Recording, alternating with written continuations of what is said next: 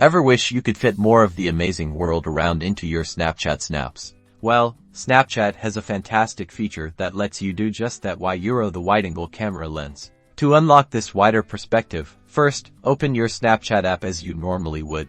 Once your camera is open, take a look at the icons on the right side of your screen. You'll see a few options to change lenses. The magic happens when you tap the circular icon that often looks like a few overlapping circles or a subtle outward curve. See how the view on your screen instantly widens. This is your wide-angle lens activated. This is perfect for capturing expansive landscapes, fitting everyone into a fun group photo, or simply adding more context and drama to your stories. Whether you're taking a photo or recording a video, the wide-angle lens allows you to tell a richer, more immersive visual story.